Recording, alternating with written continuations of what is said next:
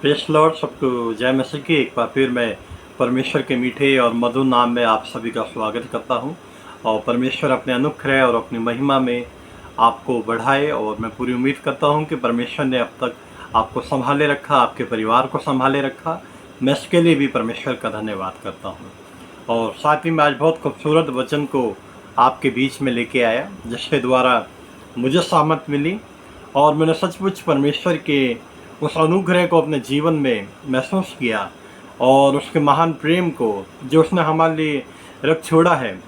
और उसने उस कलवरी के ऊपर सब कुछ पूरा किया हमारे लिए। और सचमुच मैं आशा करता हूँ जब इस वचन को आप सुनेंगे, मनन करेंगे अपने जीवन में, और परमेश्वर को पहला स्थान अपने जीवन में जब आप देकर चलेंगे, तो सचमुच परमेश्वर आपके लिए पूरा करेगा।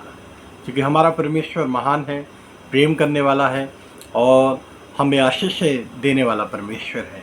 और सच्ची में जब हम, सबसे ज़रूरी बात यह है कि एक मसीह जीवन में, एक मसीह परिवार में, एक मसीह व्यक्ति के जीवन में हमें सोचने की ज़रूरत है और इस बात को गहन अध्ययन करने की ज़रूरत है और इस बात को आगे लेके चलने की ज़रूरत है कि हम अपने जीवन में पहला स्थान किसको देते हैं। चाहे हमारे जीवन में कोई भी परेशानी रहे, कोई भी परिस्थिति रहे, हम पहला स्थान अपने जीवन में किसको देते हैं। और इसी के साथ में हम लेते हुए और इस बात को हम आगे चलेंगे और इस बात को सीखेंगे कि जीवन में हमारे कोई भी परिस्थिति रहे, पर मुबारक है वो व्यक्ति, वो शख्स जो परमेश्वर को अपना आधार मानता है। चाहे आपके जीवन में कोई भी परेशानी रहे, आपको परमेश्वर को पहला स्थान अपने जीवन में देना ही है। जब भी हम परमेश्वर की उस महान आशीषों को, उसके महान प्रेम को, उसकी करुणा को हम समझ सकते हैं। और इसी को लेते हुए जो वचन है मैं आपके बीच में, भजन संहिता उसका 5वां अध्याय और 3रा पद, कि जब आप अपने दिन की शुरुआत करें तो ये सोचने की ज़रूरत है कि हम किसके साथ करते हैं। क्या हम संसारिक सोच के साथ करते हैं, या संसारिक सोर्सेस के साथ करते हैं, या अपने जीवित परमेश्वर को हम मौका देते हैं अपने जीवन में। और मैं आपको एनकरेज करना चाहता हूँ, जब आप अपने दिन की शुरुआत करें तो परमेश्वर के लहू में अपने आप को, अपने परिवार को, जो भी आप कार्य करते हैं, परमेश्वर को आप मौका दें अपने, तो आप देखेंगे कि परमेश्वर आपके जीवन में कार्य करेगा। जी, ये भजन संहिता 5वां अध्याय और उसका 3रा पद। हे यहोवा, भोर को मेरी वाणी तुझे सुनाई देगी। हाँ, मैं भोर को प्रार्थना करके तेरी बाट जोहूंगा। हाँ, तेरी बाट जोहूंगा। ऐसे डिजायर, ऐसा प्रेम परमेश्वर के लिए रखना, तो परमेश्वर आपके लिए पूरा करेगा। और आप शुरुआत कब करें? अति बहोर को, सवेरे में। और आप देखें कि परमेश्वर यीशु मसीह ने भी हमें ये सिखाया। और जब हम देखते हैं कि जब वो अपने दिन की शुरुआत करते थे तो वो अपने चेलों से दूर हो जाते थे, और चेलों से दूर होके वो गशमी बाग में या जंगलों की तरफ या पहाड़ों की तरफ वो चले जाते थे, और पूरे दिन भर के लिए परमेश्वर से वो सामर्थ मांगते थे उन कार्यों के लिए जो परमेश्वर उनको अपने सामर्थ के द्वारा वो करते थे। कोड़ियों को चंगा करना, दुष्ट आत्माओं को निकालना, वो सारी दिनचर्या परमेश्वर अपने परमेश्वर पिता के हाथ में सौंपते थे। तो आज हमें भी उसी तरीके से शुरुआत करने की ज़रूरत है। मुझे नहीं पता आपके जीवन में क्या परेशानी है, क्या दिक्कत है, पर सर्वशक्तिमान सब कुछ जानता है, उससे कोई भेद छिपा नहीं है। मेरे अजीजों, मैं आपको एनकरेज करना चाहता हूँ कि आप परमेश्वर को मौका दें अपने जीवन में, तो परमेश्वर आपके लिए सब कुछ पूरा करेगा। एक जगह और, भजन संहिता 22 और उसका 24वां पद। क्योंकि उसने दुखी को तुच्छ नहीं जाना जी, और ना उससे घृणा करता है। हाँ, और ना उससे अपना मुख छिपाता है। जी, पर जब उसने उसकी दुहाई दी तब उसकी सुन ली। सुन ली। कब दी? ऐसे बैठे रहने से नहीं, चुप रहने से नहीं। जब उसने दुहाई दी, यानी हमें दुहाई देनी, हमें परमेश्वर से बातचीत करनी है, परमेश्वर से मांगना है, परमेश्वर के पास जाना है, उसकी हजूरी में जाना है, तो परमेश्वर हमारे लिए सब कुछ पूरा करेगा। दाऊद बहुत खूबसूरत बात को यहाँ लिखता है कि जब मैंने दुहाई दी तो परमेश्वर ने मेरे सुनी, उसने मेरे दुख को तुच्छ नहीं जाना। परमेश्वर हमारे हालातों को जानता है। परमेश्वर सर्वशक्तिमान है, पर वो हमसे चाहता है कि हम उससे बातचीत करें, हम उसके पास जाएं और उसके साथ समय बिताएं। परमेश्वर को और कुछ नहीं चाहिए और ना हम उसको कुछ दे सकते। केवल अपना कीमती समय हम परमेश्वर के सामने बिताने वाले होने पाए कि परमेश्वर, मैं अपनी शुरुआत में अपने आप को तेरे हजूरी में रखता हूँ। मेरे जीवित सामर्थी परमेश्वर, तू मुझे और मेरे परिवार को बढ़ाने वाला होने पाए अपनी हजूरी में। सचमुच एक विश्वासी जन की यही प्रार्थना होनी चाहिए, परमेश्वर तेरी हजूरी में मैं बढ़ूँ। तो खुदा का कलाम कहता है कि सबसे पहले मेरे राज्य की खोज करो, दुनियावी चीज़ें तुम्हें अपने आप मिल जाएंगी। सचमुच हमें उस राज्य की खोज करनी है जो इस कलाम के द्वारा है, परमेश्वर की अगुवाई में है, परमेश्वर की मौजूदगी में है। और उस पवित्र आत्मा की जब हम सामत को पाते हैं तो हम उस सारे कार्यों को पूरा कर पाते हैं, बशर्ते हम परमेश्वर के सामने जाएं। इस जगह और भजन संहिता 84, भजन संहिता 84 और 84, साम 84 और 10 और 12वां पद। साम 84 और 10 और 12वां पद।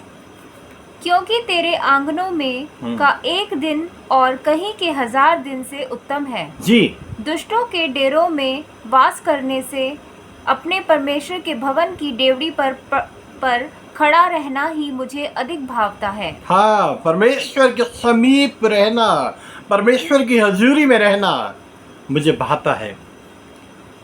क्योंकि यहोवा परमेश्वर सूर्य और ढाल है। जी। यहोवा अनुग्रह करेगा हाँ। और महिमा देगा। हाँ, और जो लोग खरी चाल चलते हैं उनसे वह कोई अच्छी वस्तु रख ना छोड़ेगा। आमेन, हालेलुया। कोई भी इतनी ही उत्तम चीज हो। कलाम कहता है कि सी के बच्चों को घटी हो सकती है, पर मेरे डरवैयों को किसी भी भली वस्तु की कभी भी घटी ना होगी। पर बशर्ते हम परमेश्वर की हजूरी में जाने वाले होने पाए।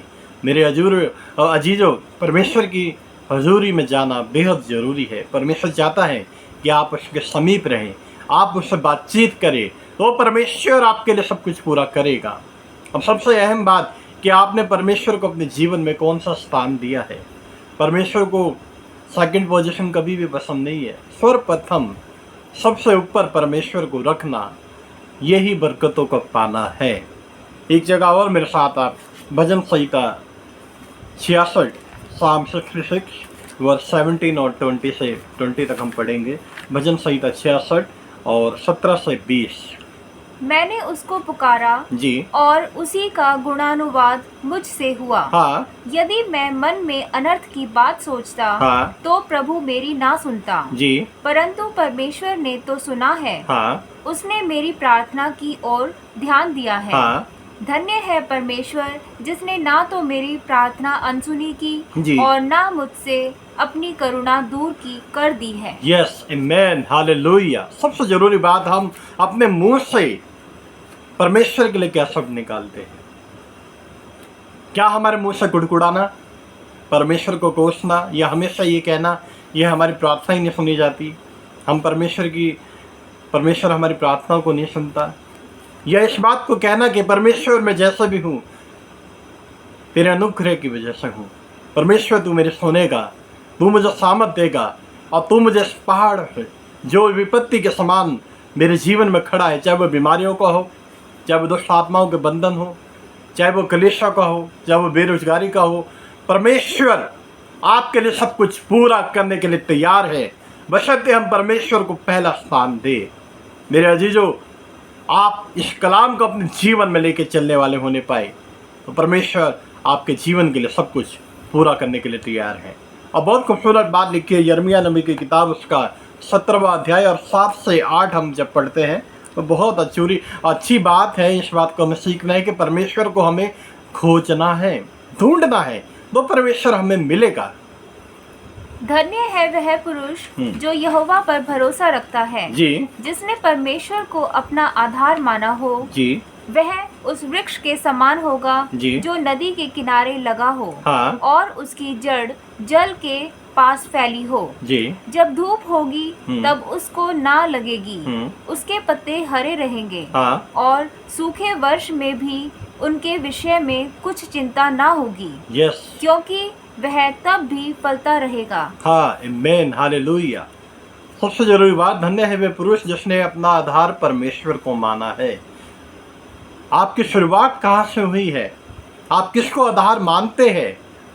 परमेश्वर उस चीज को देखता है और वो उस वृक्ष के समान है जो बहती हुई नालियों के समान। भजन संहिता 1 भी आप पढ़ेंगे, उसमें भी साफ इन बातों को विषय में बताया गया है। दाऊद इस बात को कहता है और इस बात को आप जान के चलिए कि परेशानियां, टेम्पटेशन, क्राइसिस तो हमारी लाइफ में रहेंगे। यहाँ बचने गए क्या, अकाल पड़े चाहे धूप पड़े। अकाल और धूप क्या है? ये वो परेशानियां हैं जो हमारे जीवनों में आ जाती है, चाहे वो बीमारियों के रूप में आए, चाहे वो परेशानियों के रूप में आए, चाहे वो कलेशों के रूप में आए, चाहे वो किसी भी रूप में आए जिसके कारण आप परेशान होते हैं। और आपका आधार परमेश्वर है तो परमेश्वर आपको उससे बाहर निकालेगा, क्योंकि आपकी शुरुआत परमेश्वर के साथ है। परमेश्वर का कलाम कहता है कि मैं तेरा परमेश्वर यहोवा हूँ, ना तुझे कभी छोड़ूंगा और ना तुझे मैं कभी त्यागूंगा। बुढ़ापे के बाल पकने तक मैं तेरे संग संग रहूंगा। सचमुच जब हम कलाम को पढ़ते हैं और इसमें अमल करते हैं तो परमेश्वर की आशीषों को हम पाते हैं। परमेश्वर तो हमारे लिए सब कुछ पूरा करने के लिए तैयार है, पर शैतान हमें भरमाता है, हमारे ईमान को चुराता है, हमारी प्रार्थनाओं को चुराता है, जिसके कारण हम गड़बड़ा जाते हैं और परमेश्वर से दूर हो जाते हैं। पर जब हम इस कलाम को और जब परमेश्वर को मौका देते हैं अपने जीवन में, तो शैतान भाग खड़ा होता है हमारे जीवनों में से, क्योंकि परमेश्वर का लहू का बाड़ा आपके साथ रहता है, आप उसके अंदर रहते हैं। वो लहू जो उसने कलवरी के ऊपर बहाया, उस लहू के द्वारा छुटकारा है, उस लहू के द्वारा चंगाई है, उस लहू में आशीषें हैं। और परमेश्वर का वचन कहता है कि तमाम थके मांदे लोगों मेरे पास आओ, मैं तुम्हें आराम दूंगा। आज परमेश्वर आपको आराम देना चाहता है। और बहुत खूबसूरत कलाम को जो आज का कलाम है, आप उसको पढ़ेंगे कि राजा हिजकिय्याह के विषय में आपने सुना होगा, हिजकिय्याह के विषय में। और ये वो राजा है जिसका बाइबल में सबसे ज़्यादा जिक्र किया गया है और 1% बाइबल इस राजा के ऊपर लिखी गई है। और जब आप देखते हैं कि ये दाऊद के घराने से है और यहूदा के कबीले से ये बिलोंग करता है, और आप देखते हैं, आपने ये कलाम कई बार सुना है, कई बार आपने इसके विषय में पढ़ा भी होगा। और जब आप इसके फादर के विषय में देखते हैं और इसके बैकग्राउंड की तरफ आप जाते हैं, तो वो सब मूर्ति पूजक रहे। उन्होंने सब ऐसे काम करे जो परमेश्वर की दृष्टि में ग्रहण योग्य नहीं थे। पर जब ये राजा 25 साल का हुआ और जब इसको गद्दी मिली, तो इसने परमेश्वर के लिए कार्य करा, परमेश्वर से प्रेम रखता था और तमाम उन कार्यों से वो दूर हुआ जो उसके बैकग्राउंड में होते थे, उससे पहले जिन राजाओं ने किए, और परमेश्वर ने इसको आगे बढ़ाया। बस जीवन में एक ऐसी परिस्थिति से आ गई जहाँ परमेश्वर इसको इस्तेमाल करता है। हमें समझने की ज़रूरत यह है कि कभी कभार परमेश्वर हमारे जीवनों में दुखों को आने देता है, परेशानियों को आने देता है, ताकि आप परमेश्वर की महिमा का कारण बनने वाले होने पाए। परमेश्वर जानता है, सब कुछ उसके सामने खुला हुआ है, और वो चाहता है कि आप परमेश्वर की महिमा का कारण बने। ये बेहद ज़रूरी है। और इस कलाम से हम सीखेंगे कि परमेश्वर ने कैसे अपनी महिमा को दिखाया और कैसे अपने दास को बढ़ाया। मेरे साथ निकालिए आप दूसरा राजा, उसका 20वां अध्याय और 1 से 11 हम पढ़ेंगे। उन दिनों में हिजकिय्याह ऐसा रोगी हुआ कि मरने पर था, और आमोस के पुत्र यशायाह भविष्यवक्ता ने उसके पास जाकर कहा, यहोवा यों कहता है कि अपने घराने के विषय जो आज्ञा देनी हो वह दे, क्योंकि तू नहीं बचेगा जी, मर जाएगा जी। तब उसने दीवार की ओर मुंह फेर यहोवा से प्रार्थना करके कहा, हे यहोवा, मैं विनती करता हूँ, स्मरण कर कि मैं सच्चाई और खरे मन से अपने को तेरे सम्मुख जानकर चलता आया हूँ, और जो तुझे अच्छा लगता है वही मैं करता आया हूँ। जी, हमें सीखने की यह जरूरत है। बहुत परेशानी की बात है। एक रोग परमेश्वर ने इस जीवन में लगा दिया है और ऐसी कंडीशन आ गई है जहाँ यशाया भविष्यवक्ता इसको कहता है कि अब तू नहीं बचेगा, चाहे तू कुछ भी कर ले, तेरे प्राण जाने को है। आज शैतान भी हमारे जीवनों में इन बातों को लेके आता है कि तेरी प्रार्थना ग्रहण नहीं होगी, तेरी परिस्थिति नहीं बदल सकती, तू चाहे कुछ भी कर ले। पर हमें सीखने की जरूरत है, जैसे राजा हिजकिय्याह ने परमेश्वर को पुकारा, उसको दुहाई दी। उसने ये नहीं सोचा कि परमेश्वर का दास कह रहा मैं क्या करूं। सबसे बड़ा परेशानी ये है कि आप बीमारी से जूझ सकते हैं, परेशानियों से आप जूझ सकते हैं, पर जब मौत आपके सामने खड़ी रहे उसके सामने कोई रास्ता नहीं है। पर जैसे राजा हिजकिय्याह ने अपने आप को नम्र किया, दीन किया और परमेश्वर को पुकारा कि देख परमेश्वर, मैं सारी उम्र तेरा भय मैंने अपने जीवन में रखा और मैंने वही कार्य करे जो तुझे पसंद थे, तो परमेश्वर ने उसकी सुनी। आप देखेंगे आगे परमेश्वर ने उसकी सुनी और वो रोया, गिड़गिड़ाया परमेश्वर के सामने। आज हमें इस वचन से सीखने की जरूरत है, जब हम परेशानियों में हो तो हम किसके सामने गिड़गिड़ाते हैं? क्या हम मैन सोर्सेस के पास जाते हैं, या हम संसारिक लोगों के पास जाते हैं, या अपने समझ के अनुसार हम चलते हैं?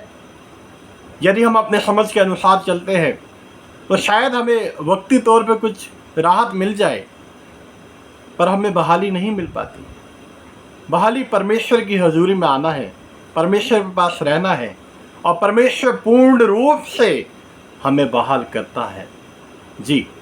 तब हिजकिय्याह फूट फूट कर रोया। जी। तब ऐसा हुआ कि यशायाह आंगन के बीच तक जाने भी ना पाया था। हाँ। कि यहोवा का यह वचन उसके पास पहुंचा। हाँ। लौट कर मेरी प्रजा के प्रधान हिजकिय्याह से कह हाँ। कि तेरे मूल पुरुष दाऊद का परमेश्वर यहोवा यों कहता है कि मैंने तेरी प्रार्थना सुनी जी। और तेरे आंसू देखे हैं। जी। देख, मैं तुझे चंगा करता हूँ। जी। परसों तू यहोवा के भवन में जा सकेगा। जी। समझने वाली बात यह है, परमेश्वर ने 2 या 3 दिन नहीं लगाए, महीने नहीं लगाए, हफ्ते नहीं लगाए। उसी क्षण जैसे ही यशायाह भविष्यवक्ता कह के गुजर रहा है और वो आंगन के बीच में भी नहीं पहुंचा है, परमेश्वर ने प्रार्थना को सुन लिया है, उत्तर दिया। और सबसे ज़रूरी बात, जब आप परमेश्वर की हजूरी में रहते हैं, या हमें यशायाह नबी के से भी सीखने की ज़रूरत है कि उसने परमेश्वर की आवाज़ को पहचाना। उसने अपने मन से कोई बात नहीं बोली कि मेरा वहम होगा, ऐसी बात होगी, नहीं। उसने परमेश्वर के वचन की ओर ध्यान दिया। हम उसकी आँख और कान परमेश्वर की ओर है। राजा हिजकिय्याह ने अपने आप को परमेश्वर की ओर रख दिया कि परमेश्वर, अब मुझे उद्धार तेरे से ही मिल सकता है। वो राजा है, सब हकीमों की कमी नहीं है, सोर्सेस की कमी नहीं है, दवाई उपचारों की कमी नहीं है, पर उसने परमेश्वर के ऊपर भरोसा किया कि परमेश्वर तू ही मुझे इससे बाहर निकालेगा। और परमेश्वर के कलाम को आप वहाँ देखिए कि परमेश्वर कहता है कि मैंने तेरे आंसुओं को, तेरे दुख को, और जो तू पीड़ा सह रहा है, मैंने उसको देखा है। परमेश्वर हमारी पीड़ाओं को देखता है, हमें परेशानियों को जानता है परमेश्वर, और वो उससे हमें बहाल भी करता है, बशर्ते हम सच्चाई के साथ परमेश्वर के पास आने वाले होने पाए। जी। मैं तेरी आयु 15 वर्ष और बढ़ा दूंगा। जी। मैं अशूर के राजा के हाथ से तुझे और इस नगर को बचाऊंगा। हाँ। और मैं अपने निमित्त और अपने दास दाऊद के निमित्त इस नगर की रक्षा करूंगा। हाँ, बहुत जरूरी बात। अशूर का जो राजा है, समझने वाली बात है कि ये ऐसे समाज में, ऐसी कंडीशन में यहाँ पे रह रहा है जहाँ अन्य जाति के लोग हैं, अन्य देवी देवताओं को, जो परमेश्वर को ग्रहण योग्य नहीं थे। आप पढ़ेंगे इस बात को तो वो कभी कभार इस जीवन में इसको ये बातें बोलते होंगे कि तूने, जो तेरे बाप दादा जिस ट्रैक पे चल रहे थे तो उससे भटक गया, तो इसलिए तेरे जीवन में ये बीमारियाँ आई हैं, ये परेशानियाँ आई हैं। तू वापस आ जा और उसी राह पे चल जैसे तेरे पीछे होता आया है, तो तू बहाली को पाएगा। आज शैतान भी हमें पीछे की ओर लेके चलता है जो चीज़ें हमें आत्मा में और परमेश्वर की हजूरी में हमें लेके चलती है, शैतान हमें उससे दूर लेके जाता है। परेशानियों को, बीमारियों को वो लेके आता है। आप अय्यूब के जीवन से सीख सकते हैं, देख सकते हैं कि अय्यूब के जीवन में क्या कुछ ना हुआ, पर वो अपनी ईमानदारी के ऊपर और परमेश्वर के साथ ईमानदार बना रहा। और ये राजा भी परमेश्वर के साथ ईमानदार बना रहा। और आप देखेंगे कि परमेश्वर ने इसको बढ़ाया। देखा किसने उस चीज़ के आगे अपने आप को नहीं किया, ये बैकस्लाइड नहीं हुआ। चाहे जो भी कंडीशन है, ये परमेश्वर के साथ ईमानदारी के साथ बढ़ता चला गया। और परमेश्वर ने इसकी ईमानदारी को देखकर, इसके जज्बे को देखकर, इसके आंसुओं को देखकर परमेश्वर ने इसको चंगाई दी। चंगाई के साथ साथ यहाँ हम 5 बरकतों को देखेंगे। परमेश्वर ने इसको 5 ब्लेसिंग यहाँ पे दी। अच्छी सेहत दी, इसकी प्रार्थना को सुना, असुर के राजा से इसको बचाया और इसको वो राज्य भी वापस लौटा दिया। जो राजा सर्वशक्तिमान, आप इससे पीछे वाले चैप्टरों में देखेंगे, पढ़ेंगे कि राजा ने अपने स्वर्गदूत को वहाँ भेजा और 1.25 लाख वहाँ लोगों को मार दिया, दुश्मनों को मार दिया इसके। जब आप परमेश्वर के साथ चलते हैं तो परमेश्वर का स्वर्गदूत भी परमेश्वर आपके लिए वो उठ खड़ा करता है। और आप देखेंगे कि परमेश्वर ने पूरी कायनात को इसके साथ में कर दिया। जब आप आगे की ओर बढ़ते हैं तो परमेश्वर ने सूरज को रोक दिया और यशायाह नबी से इसने चिन्ह मांगा कि क्या चिन्ह होगा। तो उसने कहा कि तेरे लिए ये चिन्ह होगा कि सूरज या तो आगे जाएगा 10 पहर या 10 पहर पीछे जाएगा। तो इसने कहा कि ऐसा हो कि सूरज 10 पहर पीछे आए। जब आप परमेश्वर की हजूरी में चलते हैं तो कुल कायनात परमेश्वर आपके लिए समर्पित कर देता है। परमेश्वर इतना प्रेम आपके जीवन में डाल देता, अपना अनुग्रह को, अपनी बरकतों को उड़ेल देता है कि परमेश्वर आपको अपनी महिमा के लिए इस्तेमाल करता है। जी। तब यशायाह ने कहा, अंजीरों की एक टिकिया लो। हाँ। जब उन्होंने उसे लेकर फोड़े पर बांधा, हाँ। तब वह चंगा हो गया। हाँ। हिजकिय्याह ने यशायाह से पूछा, यहोवा जो मुझे चंगा करेगा और मैं परसों यहोवा के भवन को जा सकूंगा, हाँ। इसका क्या चिन्ह होगा? हाँ। यशायाह ने कहा, यहोवा जो अपने कहे हुए वचन को पूरा करेगा, हाँ। इस बात का यहोवा की ओर से तेरे लिए यह चिन्ह होगा कि धूप घड़ी की छाया इस अंश आगे बढ़ जाएगी, 10 अंश आगे बढ़ जाएगी या 10 अंश घट जाएगी।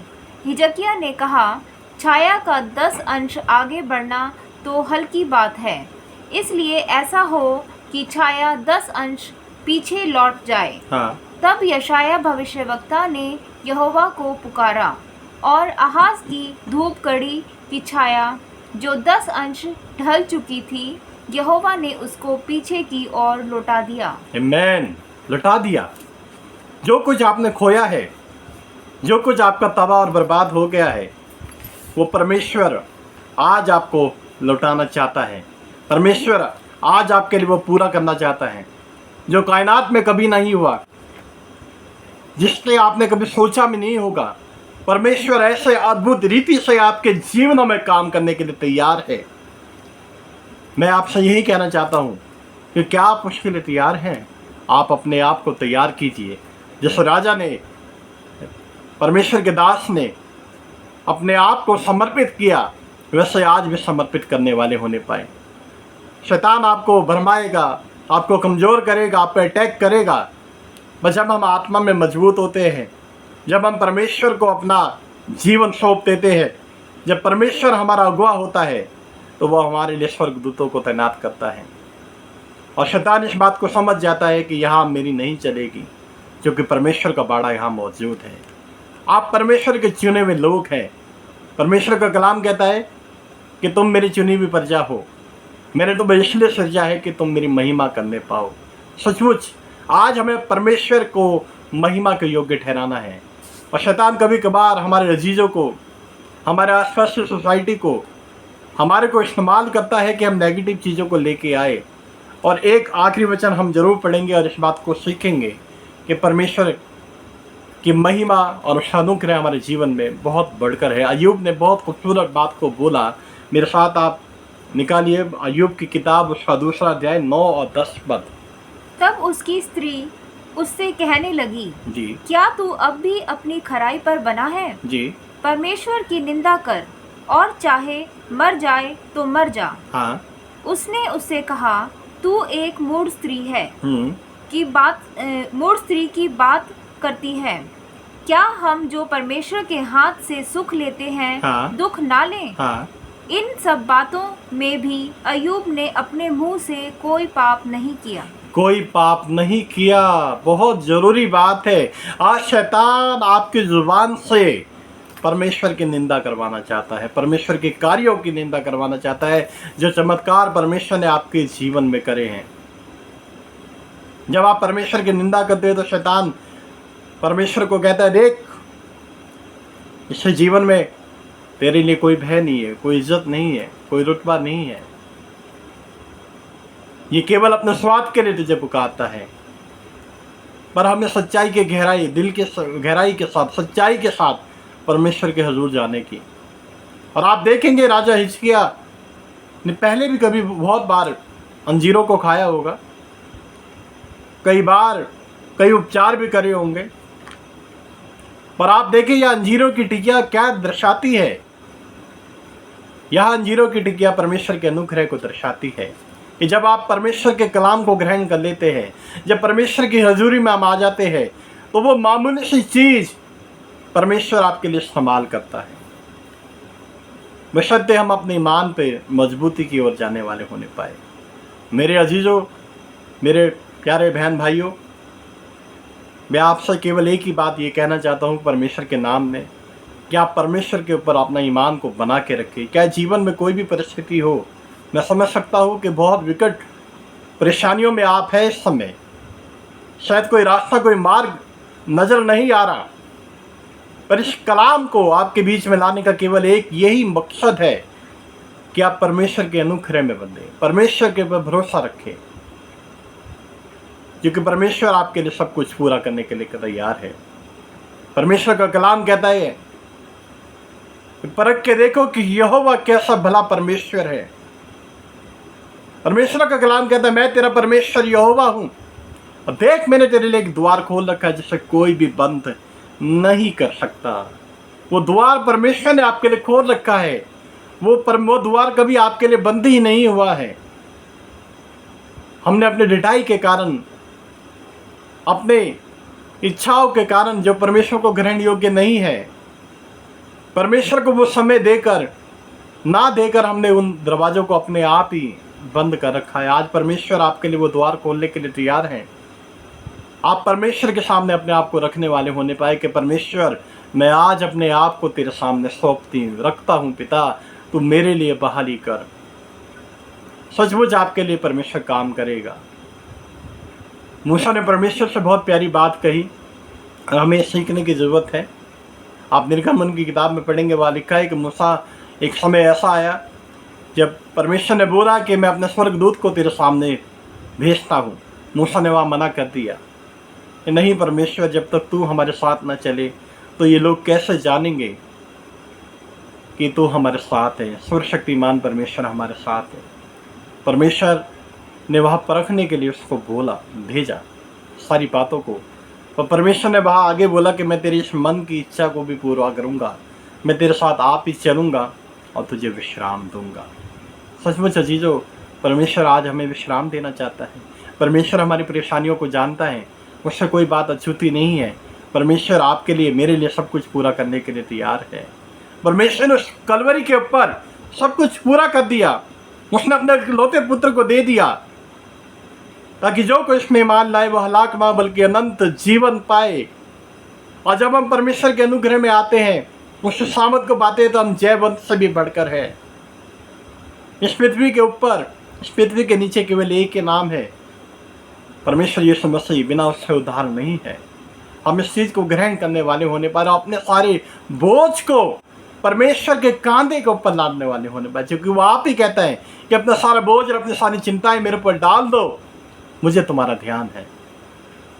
परमेश्वर आपको इस वचन के द्वारा सामत में बढ़ाए और अपने अनुग्रह में बढ़ाने वाला होने पाए, और आप अपने आप को परमेश्वर की हजूरी में देखने वाले होने पाए। तो परमेश्वर आपके जीवन में भी ऐसे काम करने के लिए तैयार है जो आपने सोचा भी नहीं होगा, और परमेश्वर आपके लिए वो पूरा करेगा, क्योंकि हमारा परमेश्वर सर्वशक्तिमान परमेश्वर है जो हमारी प्रार्थनाओं को सुनता भी है और उसका जवाब भी देता है। आइए हम प्रार्थना करने वाले होने पाए। अनुग्रहकारी पिता परमेश्वर, जीवते और महान परमेश्वर, राजाओं के राजा, प्रभुओं के प्रभु, जीवित सामर्थ्य दयालु परमेश्वर, तेरे नाम को हम धन्य कहते हैं पिता। और खुदावन में इस समय इस कलाम को खुदावन और सुनने वाले हर एक अजीज को खुदावन तेरे हजूरी में पानता हूँ पिता परमेश्वर। खुदावन आज इस कलाम के द्वारा हर एक व्यक्ति के जीवन में, हर एक अजीज के जीवन में पिता परमेश्वर अपने कार्यों को दर्शाने वाले होने पाए। और खुदावन जो भी परेशानियां हैं, चाहे वो किसी भी रूप में हो पिता, तेरे सामने इस समय खोली हुई है पिता। ये अपनी आंखों को अपने तेरे सामने रखते हैं, अपने आप को झुकाते हैं पिता। और खुदावन केवल तेरे को ही अपना उद्धार करता ग्रहण करते हैं पिता। आप खुदावन तमाम लोगों को पिता परमेश्वर, चाहे वो बीमारियों के बंधन में हो, चाहे दुष्ट आत्माओं के बंधन में हो, चाहे वो कलेशों के बंधन में हो पिता परमेश्वर, चाहे वो पढ़ने वाले बच्चे हो पिता परमेश्वर, चाहे वो एकेडमिक लाइफ में हो पिता, इमिग्रेशन के लिए हो पिता, कंपटीशन टेस्ट में हो पिता, कोई भी परेशानी हो पिता, कोई भी दिक्कत हो पिता, आप उनके साथ रहने वाले होने पाए। क्योंकि तेरा कलाम कहता है, मैं तेरा परमेश्वर यहोवा हूँ, मैं तेरा दाहिना हाथ पकड़ूंगा और कहूँगा मैं तेरे साथ हूँ। सचमुच खुदावन आप हमारे साथ है पिता। तेरा प्रेम, तेरा अनुग्रह खुदावन मैं हर एक के जीवन में बांधे देता हूँ पिता परमेश्वर। और आप खुदावन सुनने वालों को 60 गुना, 100 गुना, 1000 गुना आशीष और बरकत देने वाले होने पाए। विनती को पिता परमेश्वर सुनिए और ग्रहण कीजिए। आमीन। परमेश्वर आपको इस वचन और इस कलाम के द्वारा बहुत आशीष दे और अपनी महिमा के लिए इस्तेमाल करे। और मैं एक बार फिर आपसे निवेदन करता हूँ कि आप ज़रूर कमेंट्स लिखें, और जो भी आपकी प्रार्थना निवेदन है आप हमें ज़रूर शेयर करें, और साथ ही में इस कलाम को बहुत से लोगों तक आप पहुँचाने और शेयर करने वाले होने पाए, ताकि हम सब मिलकर परमेश्वर को महिमा देने वाले होने पाए। God bless you. परमेश्वर आप सभी को बहुत आशीष दे और अपनी महिमा के लिए इस्तेमाल करें। Praise the Lord.